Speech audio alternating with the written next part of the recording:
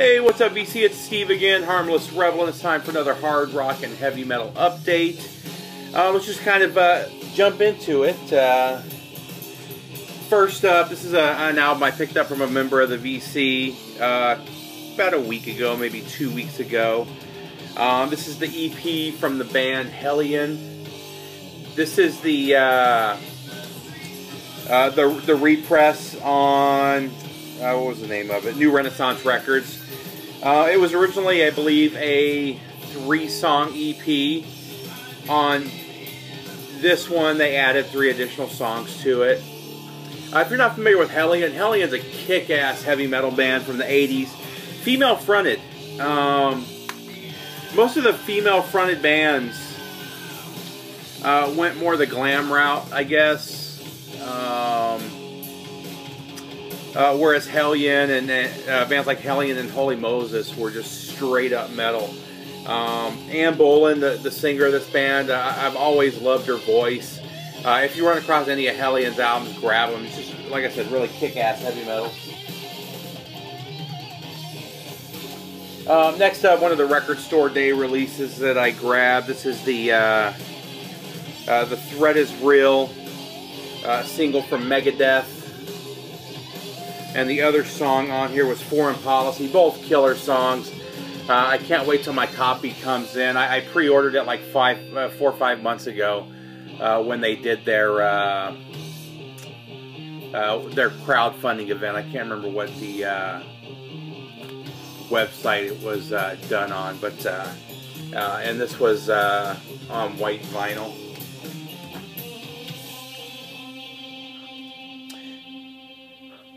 Next up, I'm not a huge fan of neoclassical or just instrumental guitar at all, for that matter. This is one of the albums I do like, though. This is Surfing with the Alien from Joe Satriani. I like his first couple of albums, or his first few albums, and then I just kind of lose interest. This was the first of the neoclassical albums that I really dug, though. I also like the first few of the Yngwie Malmsteen albums, but once you get past that, I just never got into them again. This one, a classic thrash album, I guess. It's a really good thrash album. I think it gets a little bit more credit than it should. I think the band's 2 or 3 albums after this are much better. But there are a couple of killer tracks on this one. This is Feel the Fire from Overkill. This is their debut. It's a really good debut. They just hadn't found their sound yet. Still really enjoyable. I was actually pretty blown away when I found this. I was at a record store here locally that's known for gouging, just really bad price gouging. For instance, I went there to look at some of their RSD stuff, their Record Store Day stuff, and all of their stuff was $5 to $10 more than anywhere else, which technically they're not supposed to do. I've heard that they've been doing it for years. I can't believe that the Record Store Day guys haven't said anything about it, but because I know complaints have been lodged against them, but they still do it. You know, and there was one album that was I want to say about $15 more than it was supposed to be. I mean, just crazy prices. Even their singles were $15, $16. They're 7 inches, which were you know, $8, $9 everywhere else. But so I'm flipping through the back and I run across an MOD album, which was Surf MOD. Not a fan of the album. It's okay, but it's a pretty common album. I see it pretty regularly for about 10, 12 bucks.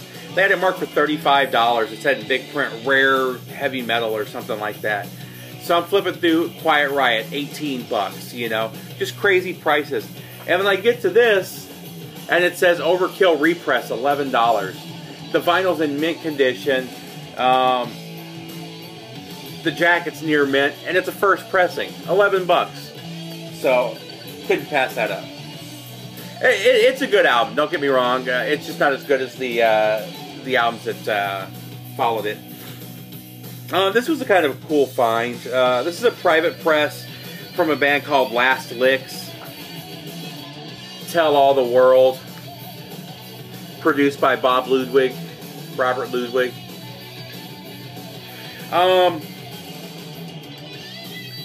all the reviews I found of this band and this album were really good, with one exception. They do a cover of Joy to the World. You know, Joy to the World, all the boys and girls now. And it's the very first song on the album. And it completely kills the album from that point. The rest of the album is really good. You know, they write good music. It's good hard rock, heavy metal. But they just destroyed the actual album by having that. Number one, they shouldn't have done a cover of that album, or of that song in the first place. It's just not a good song to cover for heavy metal. But then to lead off your album with that, just a really bad move. But this is a cool find. I found this for, I think, $5. And I looked, and it goes for 30, 40 bucks online. So, cool find regardless. Next up.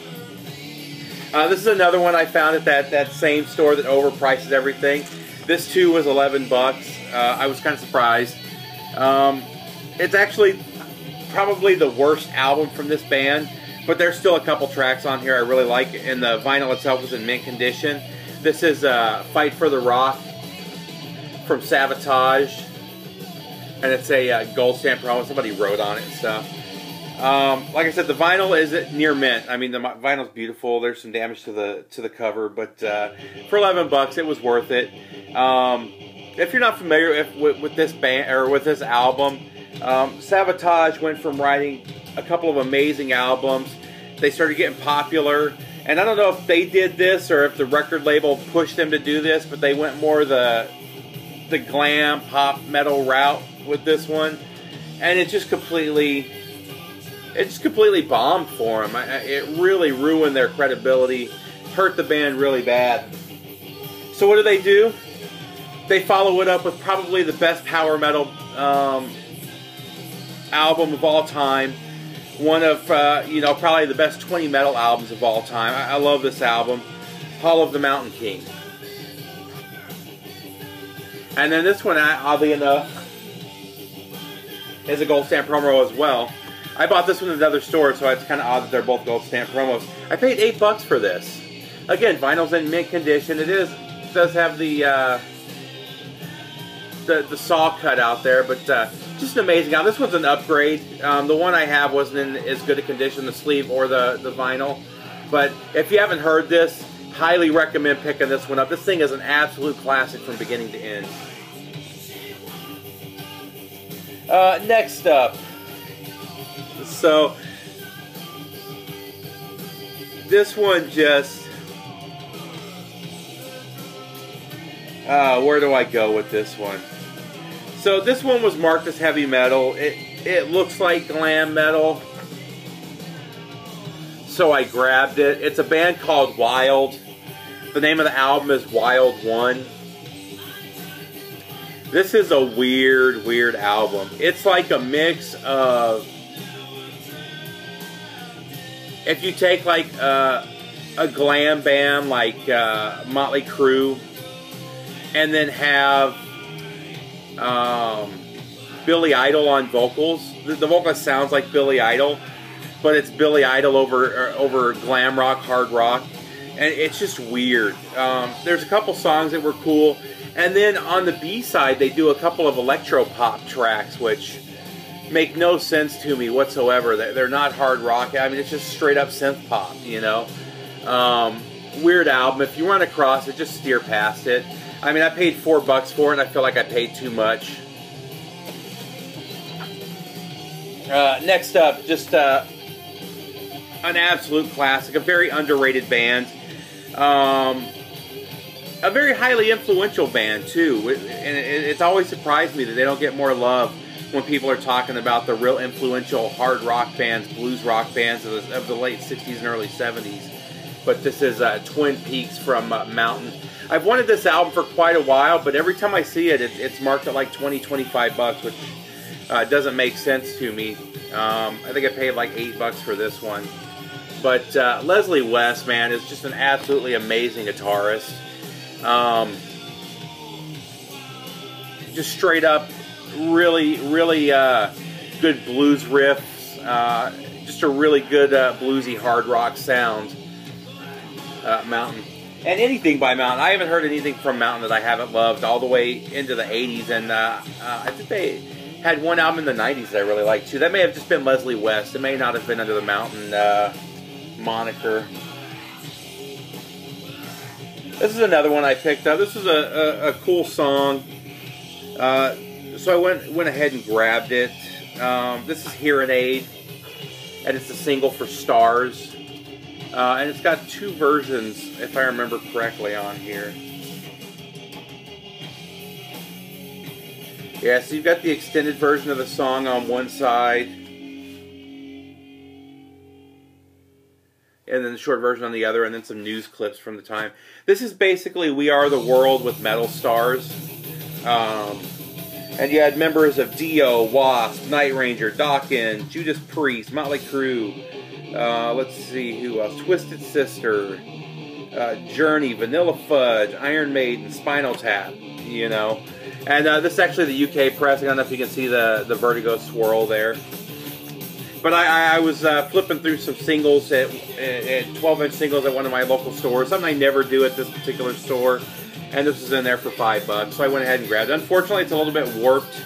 I need to get a vinyl flat. It skips a little bit right at the beginning of the A side. B side, the extended version of the song plays really well. Next up, another just absolutely classic band that you just don't hear enough about. They actually, I was looking at a couple lists of the top new wave of British heavy metal bands of all time, and these guys are usually on that list, which has never made sense to me because they're definitely a first wave band. They got together in like '72. Their first album was like '75 or '76. But like Judas Priest, they always get lumped in with the new wave of British heavy metal, even though this is one of the bands that sound came from. This is Magnum. And this is Chase the Dragon. This is actually my favorite Magnum album. This was 81, 82. Just a killer album, though.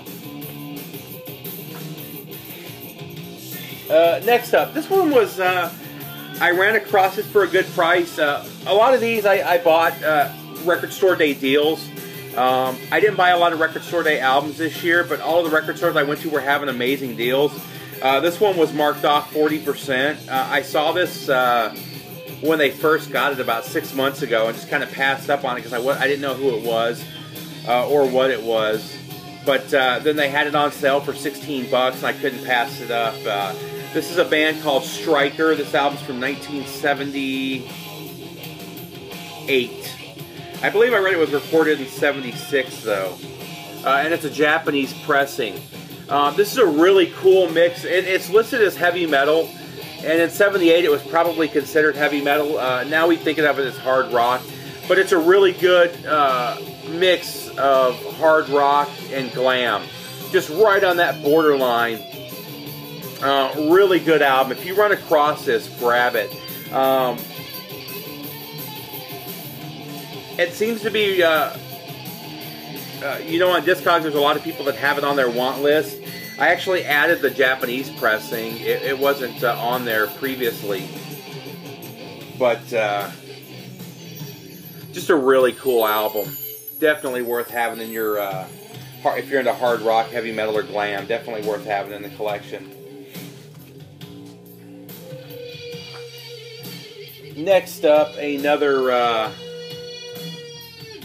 obscure hard rock, heavy, actually this one's just really good heavy metal, but this is Breaker, Get Tough, and this is on Auburn Records, and that's what triggered me to grab it and look at it, or look into it.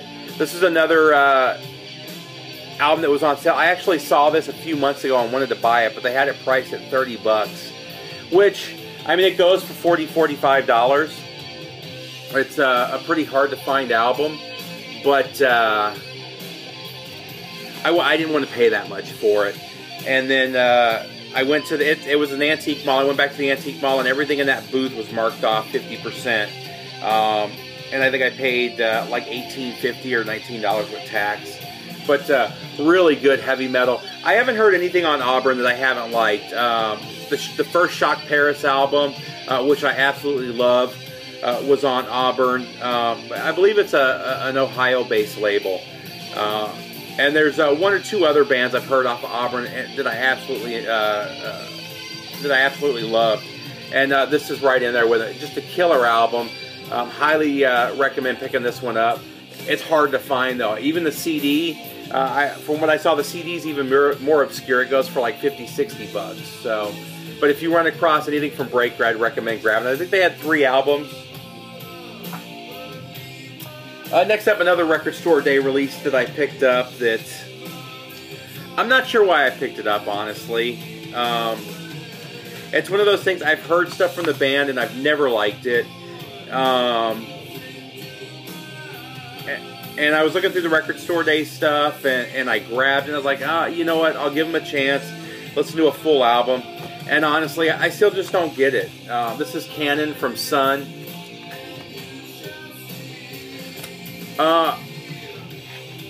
I guess I just don't get the whole drone metal thing, which is kind of funny, and it's on white vinyl, because drone, you know, they say it's a mix of ambient and doom metal.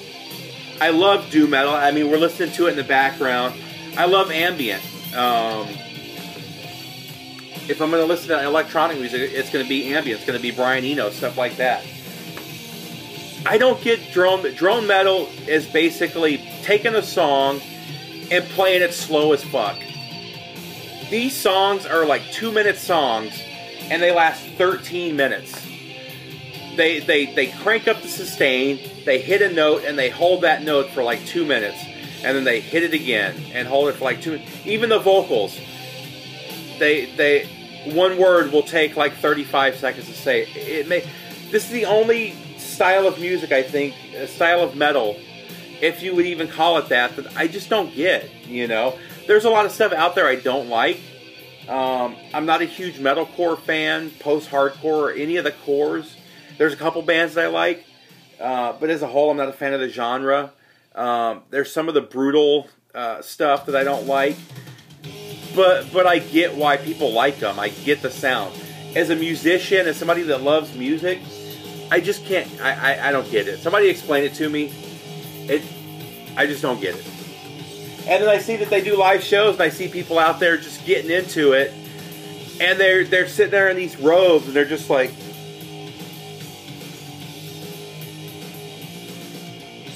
for an hour. They don't move.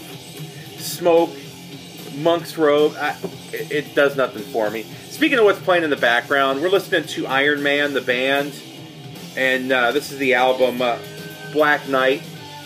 As you can tell, very much Ozzy-era Sabbath inspired. This is on Shadow Kingdom Records. You can actually get this on vinyl right now for like $6. It's a good album. I'm thinking about grabbing their albums on vinyl. This next one, actually we'll save that one for last. This next one I found for $3 sealed, so I grabbed it. They do a cover on here of I'm 18 that I really like. I like their cover of it. But this is Over the Edge from Hurricane. Just a solid melodic hard rock album. I don't think they're a great band, but I do like a number of their songs, so I wasn't going to pass that up. Next up, Hatebreed. Hatebreed is one of my favorite hardcore bands.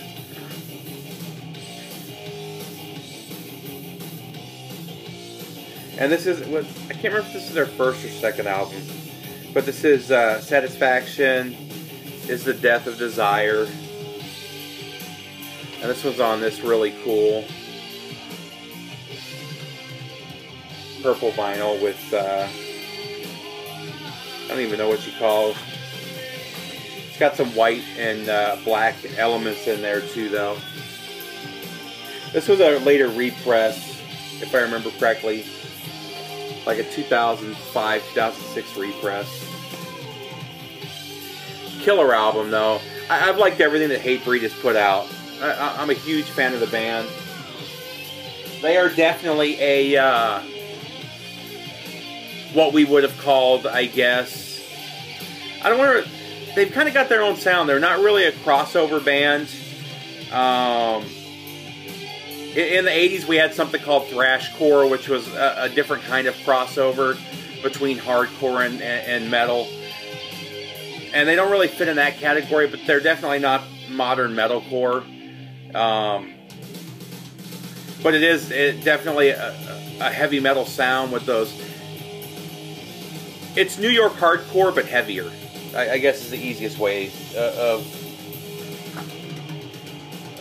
saying it. But really good band. Definitely worth checking out if you've never checked them out. They're amazing live, too. I've seen them live 2 or 3 times. They always... Jamie Josta is a killer frontman. They're one of those bands that they can go out there with nothing on stage but the musicians, and he just gets you going, and it's still a killer show.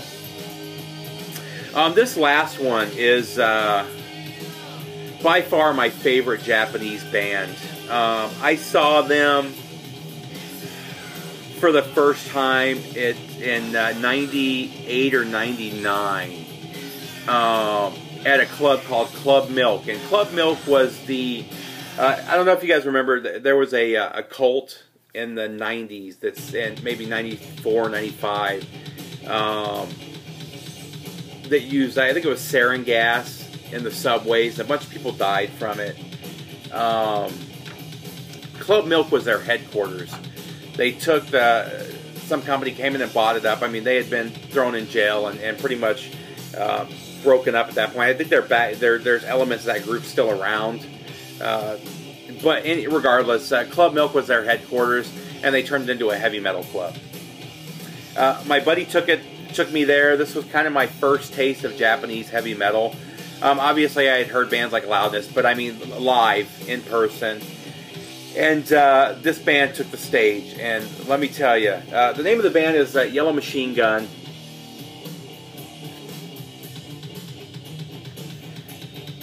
Yellow Machine Gun is an all-female band. They took the stage. It's 3 schoolgirls, and they come out giggling like, you know, the stereotypical Japanese schoolgirl, kind of what you'd expect from baby metal, just giggling. They're not dressed that way, obviously. You know, they're wearing heavy metal T-shirts and jeans, and Doc Martens were, you know, just the shoe of choice back then. And they come out, and you know, the guitarist is playing a BC Rich Warlock. You know, the bass had like a Thunderbird or something, and there's a huge drum set back there. And I just did not expect what I heard. Just straight up mind-blowing thrash. And they played stuff from their first 3 albums. By their 3rd album, they were pretty much a thrash band. A little bit of speed metal in there. Their first couple albums their first album was hardcore. Their second one was more of a crossover. And like I said, by the 3rd album, they were playing speed metal and thrash. And I just absolutely fell in love with the band. I saw them as much as I could while I was there. This is the first album that's been released on vinyl. I have all of their stuff on CD as well. But just a killer album. Highly recommend checking out this band. And this album, Spot Remover, and then the follow-up, Search and Destroy, by far their best albums. Definitely their heaviest, and that's also their 2 thrash albums. The last couple albums they did were more back in the hardcore / crossover vein. But just a killer all-female band. As a matter of fact, let's go ahead and give them a listen.